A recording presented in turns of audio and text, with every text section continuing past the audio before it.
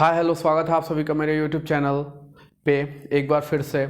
तो हमने पिछले वीडियो में बात किया था ELPS थियरी, मैथ क्या होता है, ये चीज़ हमने देखा था। अब हम बात करेंगे methods of teaching in maths. ठीक है, तो सबसे पहले हमारा है इंडक्टिव मेथड और दूसरा है deductive method. Inductive method means आगमन विधि, डिडक्टिव मेथड्स मीन्स निगमन विधि। तो हम इस चीज़ का मैथ में कैसे यूज़ करते हैं, इस चीज़ को हम देखेंगे। तो सबसे पहले बात करते हैं इंडक्टिव मेथड की। तो इस मार्कर को ले लीजिए, ठीक है। तो हम जब बच्चे से कहेंगे बेटा इसकी लंबाई कितनी है, इसकी लंबाई कितनी है, तो बच्चा बताएगा वो माप के, यहाँ से यहाँ तक बताएगा वो माप के। मान लीजिए कि इसकी लंबाई है x, ठीक है। फिर हम पूछेंगे कि बेटा इसकी चौड़ाई कितनी है। अभी मेरे पास स्केल नहीं है कि मैं मेजर कर सकूं।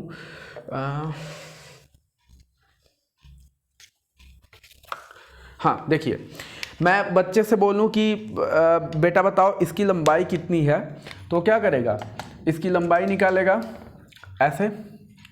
तो इसकी लंबाई है अप्रॉक्स 15 सेंटीमीटर, 15 सेंटीमीटर इसकी लंबाई है।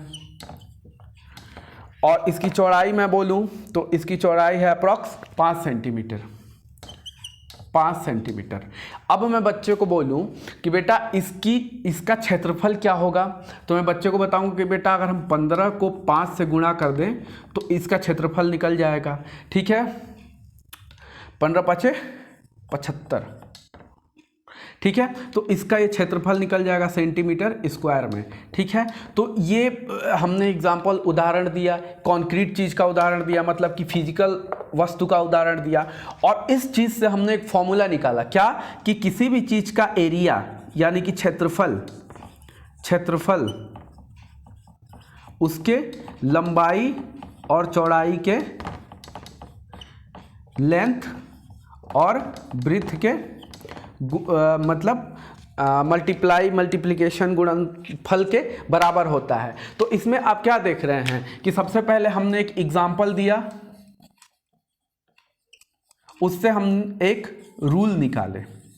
ठीक है, तो हम कहाँ जा रहे हैं, एग्जाम्पल से रूल की तरफ जा रहे हैं। आप देख सकते हैं सबसे पहले हमने एक एग्जाम्पल दिया है कॉन्क्रीट चीज का, ठीक है, और उससे एक एब्स्ट्रैक्ट एक फॉर्मूला बनाया हमने।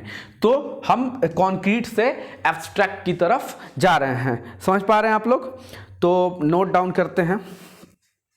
हाँ पहले इसमें पहले इसको समझ लेते हैं। अब ये हमने ये रूल निकाल लिया, ये रूल हमने निकाल लिया। अब इससे हम अपने प्रॉब्लम्स को सॉल्व कर पाएंगे। ठीक है, समझ में आ गया। अब इसको मैं मिटा देता हूँ और इसका जो सूत्र है, फॉर्मूला है, उसको लिख देता हूँ।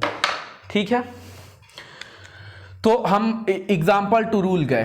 पहला है एग्जाम्पल टू रूल। तो इंडक्टिव मेथड में, आगमन विधि में हम एग्जाम्पल टू रूल जाते हैं, एग्जाम्पल से रूल बनाते हैं। बी, इसमें हम जाते हैं कॉन्क्रीट टू एब्स्ट्रैक्ट। मैंने बताया फिजिकल वर्ल्ड से, स्पेलिंग थोड़ा देख लीजिएगा, to abstract.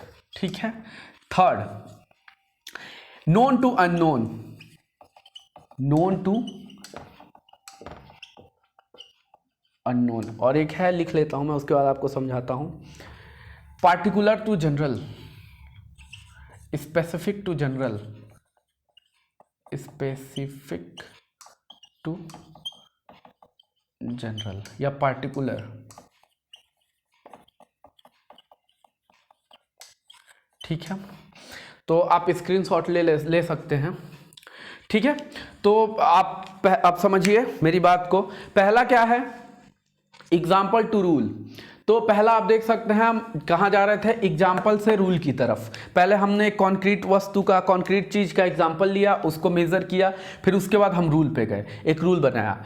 Concrete to abstract गए हम, कॉन्क्रीट एब्जेक्ट से एब्स्ट्रैक्ट मतलब एक अमूर्त, जिसे हम छू नहीं सकते, जिसे महसूस मतलब जिसे की कल्पना कर सकते हैं, उसकी तरफ गए। नोन टू अननोन, इसके बारे में हमें पता है लेकिन फॉर्मूला बच्चों को नहीं पता था, तो नोन टू अननोन गए हम। स्पेसिफिक टू जनरल गए, स्पेसिफिक और एक जनरल फार्मूला, एक इस स्पेसिफिक चीज़ से हम एक जनरल फार्मूला बनाया जिससे कि हम बहुत चीज़ें मेजर कर सकते हैं। इस बोर्ड को मेजर कर सकते हैं, इस बोर्ड का एरिया मेजर कर सकते हैं, ठीक है। तो ये हो गया हमारा इंडक्टिव मेथड, ठीक है। अब डिडक्टिव मेथड की बात करते हैं। तो डिडक्टिव मेथड में मान लीजिए इसमें क्या होता है कि हम इसका उल्टा करते हैं, निगमन विधि में इसका उल्टा होता है। इसमें एग्जाम्पल टू रूल, इसमें हम रूल टू एग्जाम्पल जाते हैं। जैसे आपने पढ़ा होगा a प्लस बी का whole square is equal to A square plus B square plus 2ab। तो इसमें हम डायरेक्ट रूल लिख देते हैं, सूत्र लिख देते हैं, फॉर्मूला लिख देते हैं, उसके बाद एग्जाम्पल सॉल्व कराते हैं। जैसे 2 + 1 का होल स्क्वायर, 2 का स्क्वायर प्लस 1 का स्क्वायर प्लस 2 × 2 × 1, 4 + 1 + 4, ठीक है। तो इसमें हम क्या कर रहे हैं, रूल टू एग्जाम्पल जा रहे हैं, ठीक है। तो इसका फॉर्मूला हम लिख लेते हैं। फिर जितना है इसका अपोजिट होगा। पहला rule to example, rule to example. दूसरा abstract to concrete. Third unknown to known, unknown to known. D general to specific, ठीक है। तो आप स्क्रीनशॉट ले लीजिए, मैं हट जाता हूं।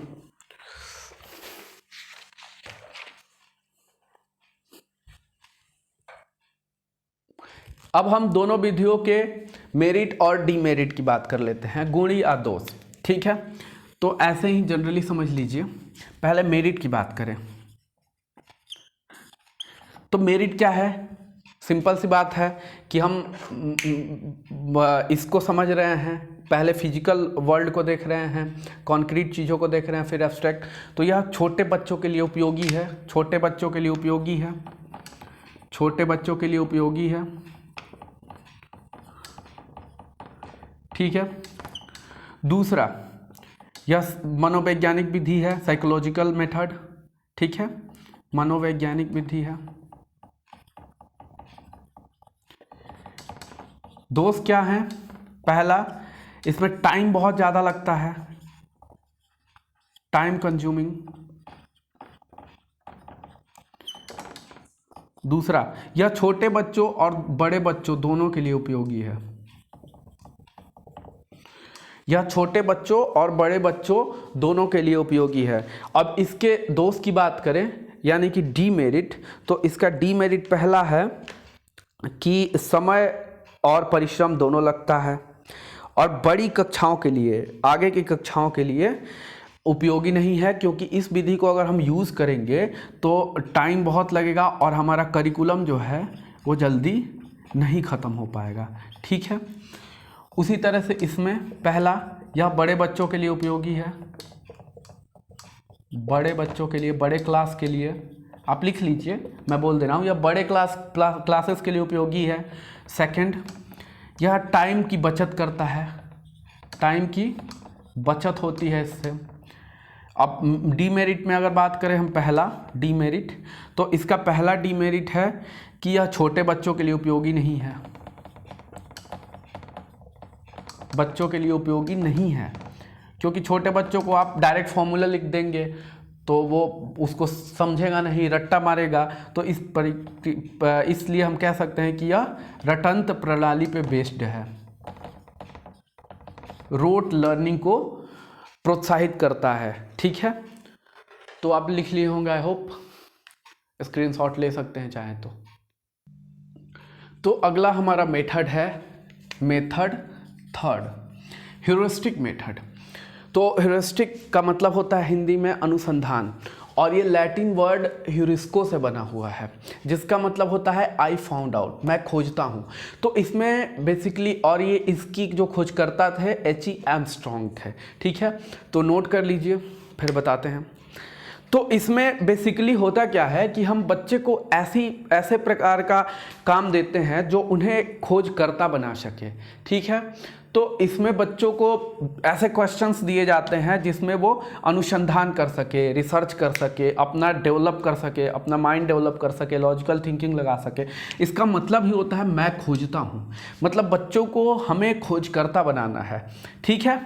और इसका ये एक मेरिट होता है कि ये चाइल्ड सेंट्रिक होता है, चाइल्ड सेंट्रिक होता है, ठीक है। यह मेथड चाइल्ड सेंट्रिक है। और डीमेरिट हम क्या कह सकते हैं, टाइम कंज्यूमिंग है। अब भाई कोई भी चीज़ बच्चों को दे देंगे, खोजेंगे तो टाइम तो लेंगे ही, तो टाइम कंज्यूमिंग है, बट चाइल्ड सेंट्रिक है। तो इसमें ऐसे बच्चों को क्वेश्चन दिए जाते हैं जिसमें वो कुछ नई चीज़ें खोज सके, ठीक है। तो स्क्रीनशॉट ले लीजिए। अब अगला हमारा मेथड है लेक्चर मेथड, ठीक है।